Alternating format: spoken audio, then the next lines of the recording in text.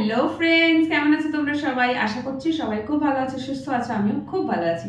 চলে এসেছি আর একটা নতুন ভিডিও নিয়ে। আমার কথাতে নিশ্চয়ই বুঝতে পারছো ভীষণভাবে টায়ার্ড। একটার পর একটা কাজ, মানে একটা কাজ ফিনিশ করছি তো আরেকটা কাজ, একটা কাজ ফিনিশ করছি তো আরেকটা কাজ। আমি ফাইনালি এসেছি আমার জন্য একটু লাঞ্চ বানাতে। আজকে খুব স্বাদ করে মাছ কিনে এনেছিলাম, কাতলা মাছ। একটু কাতলা মাছের ঝোল দিয়ে গরম গরম ভাত খেতে ইচ্ছে করছিল। বাট ঘড়িতে এখন কটা বাজে জানো? ঘড়িতে এখন টাইম 3:15। এখনো ভাত বসেনি, মাছ ভাজেনি, কিচ্ছু ভাজেনি। জাস্ট মাছটা ধুয়েছি, এই যে সবে ধুয়েছি। কারণ কিছু নেই, মানে এখনো ধরো না 30-35 মিনিট লেগে যাবে, তারপরে গিয়ে খাবো। তরকারি বানালে তো আরো দেরি হবে, তো আমি আজকে তরকারি আর বানাচ্ছি না। কপালে নেই, সত্যি আজকে কপালে নাই। তো লাস্টে ঠিক করলাম যে মাছ ভাজা আর ভাত খাবো।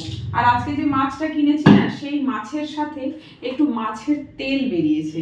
তো ওই মাছের তেল যেটুকখানি হোক হবে, ওই মাছের তেল, মাছ ভাজা আর ভাত খাবো আজকে। এটাই হচ্ছে আমার আজকে দুপুরের লাঞ্চ, আর সেটাই আমি চলে এসেছি প্রিপেয়ার করতে। তো ভাত তো এদিকে আমি চাপিয়ে দিলাম, ঠিক আছে, ভাত চাপিয়ে দিলাম। তারপরে আজকে অনেক বাসন বেরিয়েছিল, 1 মিনিট, এত বাসন বেরিয়েছে না। এখানে মাছ ভাজবো, তো এখন এইগুলোকে সরিয়ে দিতে হবে। এইগুলোকে না সরালে সব এইগুলো তেল তেল তেল তেল হয়ে যাবে। মাছ ভাজলে জানোই মাছের ছিটে বেরোয়। এগুলোকে আগে সরিয়ে দিই, আর এই উইন্ডোটাকে একটু খুলে দিতে হবে। এত ছোট হয়ে গেছে স্পেসটা না। শুরুতে ভেবেছিলাম যে না একলার জন্য তো ঠিক আছে বাড়িটা, বাট না, একলার জন্য হলেও বাড়িটা ছোট। তো যাই হোক, চলো আজকে একটা খুন্তি কিনেছি, তোমাদেরকে দেখাচ্ছি। আমার যে সিলিকনের স্প্যাচুলা ছিল, জানোই ননস্টিকের হয় কাঠের ইউজ করতে হয়, আর না হলে এখন সিলিকনের জিনিস বেরিয়ে গেছে। তো আমার ছিল, ইঁদুরে নষ্ট করে দিয়েছে, সেই জন্য আজকে আবার একটা কিনে নিয়ে এসেছি। অনেক দিন দিয়ে এইরকমই খুঁজছিলাম, উডেন হ্যান্ডেলওয়ালা তোমার স্প্যাচুলা খুঁজছিলাম সিলিকনের, বাট ফাইনালি পেয়েছি। গল্ফ গ্রিনে মেলা বসেছে, ওখান থেকে নিলাম। চলো মাছ ভাজবো না এখন, সব কটা মাছ ভাজবো না, ভাত হয়ে গেলে তারপরে মাছটা ভাজবো। কারণ এখন ভাতই ফোটেনি। এখন যদি মাছটাকে ভেজে নেবো তাহলে কি হবে না, মাছটা পুরো নরম হয়ে যাবে। আমি এই কুরকুরে কুরকুরে মাছটাই চাইছি। তো মাছের মধ্যে আমি কি দিচ্ছি দেখো, একটু জিরে গুঁড়ো, একটু ধনে গুঁড়ো, ধনে দিয়েছি, হলুদ দিয়েছি, দিলাম একটু জিরে গুঁড়ো। আচ্ছা, সঙ্গে দিয়ে দিচ্ছি একটু লাল লঙ্কার পাউডার। ওকে, আমি না মাছ দিয়ে যখন ভাত খাই, শুধু মাছ দিয়ে যখন ভাত খাই, তখন এইভাবেই মাছটা ভাজি। আর তার মধ্যে দিয়ে দিচ্ছি নুন। নুন প্রয়োজন মতন, যতটা লাগবে, পরে লাগলে আবার একটু নেবো। সাদা ভাতে তো নুন পরে লাগবে। আচ্ছা, এই যে এটা নিলাম আমি, এখন এটাকে ম্যারিনেট করে রেখে দেবো। আর এর মধ্যে থেকে একটা পিস মাছ আমি এখন ভেজে খাবো। বিশ্বাস করো, ভীষণ জোরে খিদে পেয়েছে আমার। এরকম খিদে না খুব রেয়ার লাগে আমার। আমি তো প্রায় দিন দুপুরবেলা খাই না, হয় ফল খাই, নালে ডিম পাউরুটি টোস্ট খাই, হয়তো কিছু খেলামই না। আমার দুপুরগুলো এরকমই কাটে, কারণ ব্রেকফাস্ট করি অনেক লেট করে এখানে এসে, ব্যাস দুপুরে আর কিছু সেরকম খাওয়া হয় না। তো এই যে 3 পিস মাছ নিয়েছি এখানে, 3টে না, হ্যাঁ 3 পিস মাছ আছে, আর একটুখানি আছে মাছের তেল। কতটা তেল বেরোবে আমি জানি না। তো এখন 1 পিস মাছ আমি ভাজবো। এই যে ছোট্ট পিসটা দেখতে পাচ্ছ তো, এই ছোট্ট পিসটা আমি এর মধ্যে ছেড়ে দিচ্ছি। তেল কিন্তু গরম হয়ে গেছে। এইটা এখন এইভাবেই ঢাকা দিয়ে রাখা থাকবে, মাছটা ভাজা হবে, মাছটা খাবো, ভাত ফুটে যাবে, তারপরে আমি এই বাকি তেল আর মাছটা ভাজবো। যতক্ষণ মাছটা ভাজা হচ্ছে আমি একটুখানি জল ভরে নিই। এই যে এইখান থেকেই জল ভরতে হয়, ফিল্টার, তোমরা সবাই জানো ফিল্টারে জল দিতে হবে, ভুলে গেছি। দাঁড়াও, যতক্ষণ বটলটা ভরছে ততক্ষণ আমি ফিল্টারে একটু জল ঢেলে নিই। এটা খালি না করলে জল আনাতে পারবো না। এইভাবেই কাজ করতে হয় একা একা। এই জারগুলো হচ্ছে 20 লিটারের জার, এক একটা জার 20 লিটার। দুটো করে নিই, দুটো করে জার নিই 40 লিটারের। 50 টাকা করে দাম নেয়, বেশি নেয় না। তো আমি কি করি, ওই জলটাকে নিয়ে এই ফিল্টারে ঢেলে দিই। ফিল্টারে দিলে কি হচ্ছে না, এতেও তো ময়লা থাকে, পুরোটা ছেঁকে যায়, ছেঁকে পরিষ্কার জলটা পাই।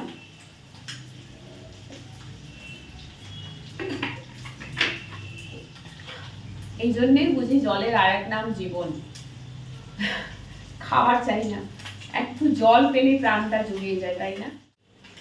মাছটা একবার আমি একটুখানি উল্টে দিয়েছিলাম, জোরটা কমিয়ে দিই। আমার এত জোর ঠান্ডা লেগেছে না যে বলার মতন নয়, প্রচন্ড জোরে ঠান্ডা লেগেছে। সর্দি হয়েছিল, সর্দিটা কমে গেছে, বাট কাশিটা স্টিল রয়ে গেছে। একটু বেশি কথাবার্তা বললেই আমার কাশি উঠে আসছে, বেশি কথা বলতে পারছি না। তো যাই হোক, আজকে শাড়ি পরে ভিডিও করছিলাম, ঠিক আছে?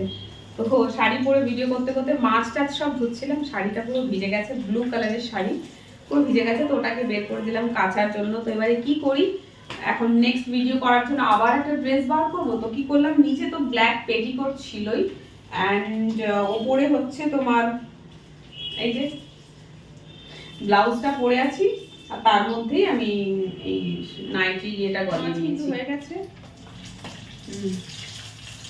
একদম যেমন আমার পছন্দ, ক্রিস্পি মাছ ভাজা। কিন্তু ভালোই লাগে খেতে, তাই না? বেশ একটু লাল লাল করে মাছ ভাজা হবে। ভাতও প্রায় ফুটে এসেছে, একটু নেড়ে দিই। হাতা টাতা সব কোথায় আছে আমি আর খুঁজে পাচ্ছি না, জিনিসপত্র পেয়েছি। খুব শিগগিরই এখানে একটা বাসন রাখার র্যাক কিনতে হবে, মশলাপত্র রাখার জন্য সব এই দেওয়ালে করতে হবে। তাহলে কি হবে না, এই যে এখানের এই জঞ্জাল দেখতে পাচ্ছ, এই জায়গাটা ফাঁকা হবে। এটাকে ফাঁকা করতে চাইছি খুব তাড়াতাড়ি।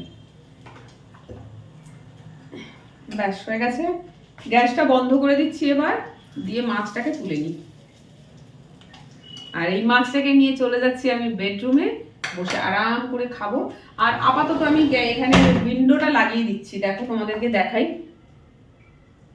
এই যে আমি যখনই কিচেনে রান্না বান্না করি এই উইন্ডোটাকে খুলে দিতে হয়, তাহলে কি হবে, মাছের যে ঝাঁজ, কিছু ভাজাভুজি করছো বা তরকারি বানাচ্ছো, তার যে ঝাঁজ সেটা এখান থেকে বেরিয়ে যাবে। আমার এখানে চিমনি লাগানো নেই আর এক্সস্ট ফ্যানও নেই, কিছুই নেই। তো কি হয় না, সবটাই ঘরের মধ্যে ঢুকে আসে। ব্যাস হয়ে গেল, জোরটা কমিয়ে দিলাম। চলো এবারে বেডরুমে চলে যাই।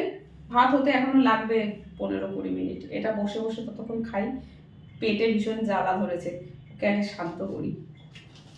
মাছগুলোকে এরকম ফটফট ফটফট করে ফাটছে, আসলে কাতলা মাছ তো পুরো চর্বিওয়ালা মাছ। আর এই যে দেখো, এটা এখানে আমি দিয়ে দিচ্ছি, গরমও হয়নি ভালো করে, তেলটা আমি ছেড়ে দিয়েছি।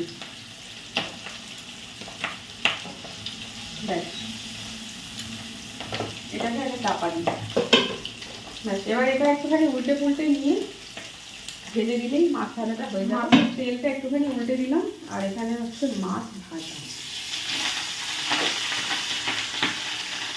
যেদিনকে তাড়াহুড়ো থাকে না খুব, সেদিনকে লেট হয়ে যায়, সেদিনকে আমি তাড়াতাড়ি করে করতে গিয়ে গ্যাসের আঁচটাকে জোর করে দিয়ে মাছগুলোই পুড়ে যায়। একটা সাইড কালো হয়ে গেল, পুড়ে যায়নি ঠিক, মানে বেশি লালচে হয়ে গেছে। তো দেখতে পাচ্ছ কত তেল রয়েছে, এত তেলে ওইটুখানি মাছ ভাজলে তাহলে হয়েছিল আমার রাম নাম সত্য হয়ে যাবে এত তেলে খেলে। যতক্ষণ এই কাজগুলো হচ্ছে ততক্ষণ আমি আমার বাকি কাজগুলো করি। সেটা হচ্ছে এই যে কাঁচের জিনিসগুলো সব ধুয়ে রেখেছি না, এগুলোকে এখানে একটা কাপড় বিছিয়ে তার উপরে রেখে দিচ্ছি।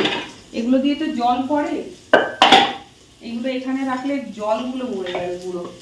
তারপরে আমি এটার জায়গায় তুলে রাখবো।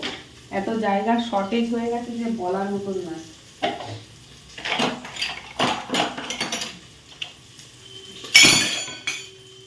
চলো, এই ট্রেটার ওপরে বাসন ধুয়ে রেখেছিলাম, ট্রেটা দেখছো কত জল জমেছে।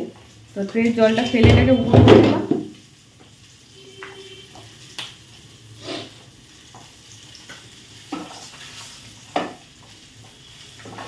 মোটামুটি তেল বেরিয়েছে, এটা আরেকটু হবে, ঠিক আছে? চলো এটা আরেকটু হবে, হোক। এবার একটু আমি যেটা করবো সেটা হচ্ছে ভাতের ফ্যানটা গালার জন্য রেখেছিলাম, তো এবারে হাঁড়িটাকে তুলে দিই। ভাতের ফ্যান গালতে আমি সত্যি জানতাম না, মানে আমি ভাতের ফ্যান গালি হাঁড়িটাকে বা ডেকছি যেটাতেই ভাত হোক না কেন, ওটা ধরে থাকি যতক্ষণ ফ্যান পড়ছে পড়ুক। আর তারপরে এই যে কাপ করে রাখা জিনিসটা আমি পারতাম না, এটা আমি শিখেছি কিছু মাস আগে একজনের কাছে এটা শিখেছি, নাহলে আমি এটা পারতাম না। তো এরকম কাপ করে রাখলে একদিক দিয়ে সুবিধাই হয়, ওই যে ধরে থাকার টাইম অত আজকাল কারোর কাছে থাকে না। এরকম কিছুটা ফ্যান গেলে দাও, তারপরে বাকি যে ফ্যানটা উপর করে রেখে দিলে তো এমনিই বেরিয়ে যাবে। তো চলো, মাছটা প্রায় হয়ে এসেছে, তেলটাও প্রায় হয়ে এসেছে। এগুলো এবার তুলে নেবো আমি একটু পরে, আর একটুখানি থাকুক। মাছটাকে আর একটু উল্টে দিই। মাছের পিসগুলো না অনেক মোটা। কাতলা মাছটা নিয়েছি না, শুধু পেটি ছিল, শুধু পেটি, এতটা 500 গ্রাম মতন ওজন হয়েছে।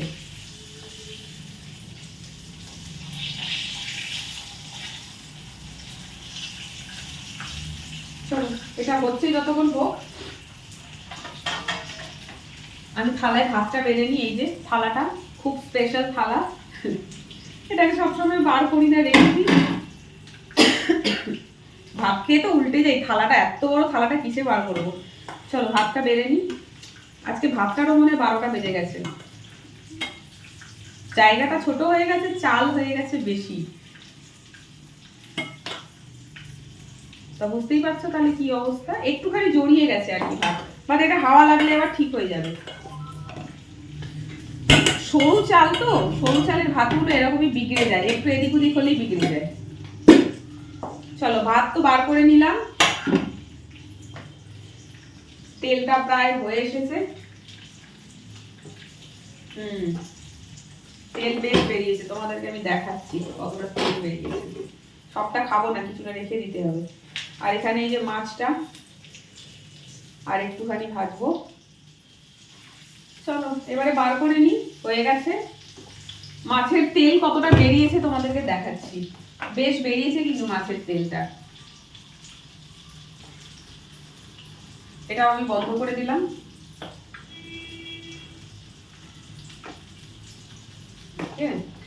চলো মাছটাকে আমি আগে তুলে নিচ্ছি, থালার মধ্যে দিচ্ছি না, মাছটা ছাড়াতে একটু অসুবিধা হবে। ইস, এই মাছটাই ভেবেছিলাম আজকে ঝোল বানিয়ে খাবো, বাট অন্য কাজ করতে গিয়ে এটা দেরি হয়ে গেল। চলো গ্যাসটা বন্ধ করলাম, এইবারে হচ্ছে তেলটা বার করার পালা।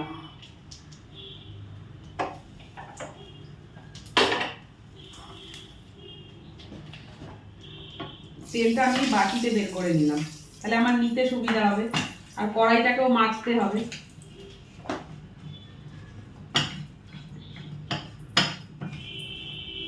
পুরো তেল কাচিয়ে বের করে নিলাম, কড়াইতে আর কিচ্ছু নেই।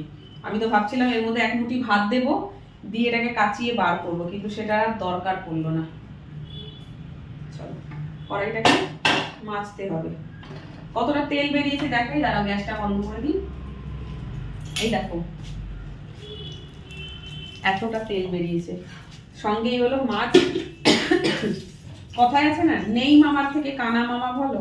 তো আজকের রান্নাটা মানে আজকের খাবারটা ঠিক সেরকমই হয়েছে, নেই মামার থেকে কানা মামা ভালো। সব তেলটা নেব না, একটুখানি তেল রেখে দেবো, এটা আরেকদিন হয়ে যাবে গরম ভাতে। ব্যাস জানিয়েছি এই, আর এই যে একটুখানি রয়েছে এটা আরেকদিনের জন্য রেখে দিলাম। মাছের তেল যে কি দারুণ লাগে খেতে, সেটা একমাত্র বাঙালিই বুঝবে। তো এই যে হয়ে গেল মাছের তেল দিয়ে ভাত, আর এই হলো মাছ ভাজা। এই হলো আমার আজকে দুপুরের লাঞ্চ, আর কিচ্ছু না, এই দিয়েই আজকে ভাত খাবো। তো চলো ব্লগটা করছি এখানেই অফ, প্রায় 3:45 বাজতে যাচ্ছে। আমি এখন যাচ্ছি, এই জাস্ট ফ্রি হলাম, এইবারে খাবো, খেয়ে 1 ঘন্টা রেস্ট দিয়ে আবার কাজে বেরিয়ে যাব। ইচ্ছে করছে না আবার যেতে হবে। তো চলো ব্লগটা এখানেই অফ করছি, তোমরা ভিডিওটা দেখো, কেমন লাগলো কমেন্ট করে জানিও। টাটা।